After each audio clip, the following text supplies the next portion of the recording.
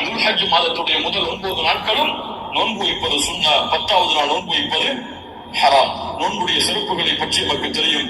அல்லாஹ்வுடைய பாதையில் ஒருவர் அல்லாஹ்வுடைய முகத்தை நாடி ஒரு நாள் நோன்பு வைத்தால் அவருடைய முகத்தை நரகத்தில் இருந்து 70 ஆண்டுகள் தூரமாக்குகிறார். அல்லாஹ் அக்பர். ரப்புல் ஆலமீன் அந்த பாக்கியத்தை நமக்கு கொடுப்பார். அல்லாஹ்வுடைய தூதர் ஸல்லல்லாஹு அலைஹி வஸல்லம் ஹஜ் மாதத்துடைய முதல் 10 நாட்களில் வரக்கூடிய யௌம் அரஃபா, அரஃபாவுடைய தினத்துடைய சிறப்பை பற்றி சொன்னார்கள்.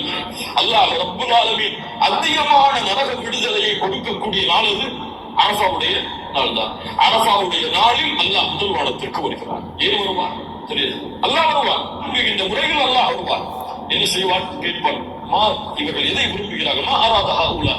இவர்கள் எதை விரும்புகிறார்கள்? இவருடைய ஹதீஸில் அல்லாஹ் ரப்புல் ஆலமீன் அங்கே கூடியிருக்கக்கூடிய எல்லோருக்கும் அல்லாஹ் மன்னிப்பை வழங்குவார். அல்லாஹ் ரப்புல் ஆலமீன் அப்படிப்பட்ட மன்னிப்பாளர்களாக ஹஜ் செய்த முஸ்லிம்களையும் மூமின்களையும் அல்லாஹ் ஆக்குவார்.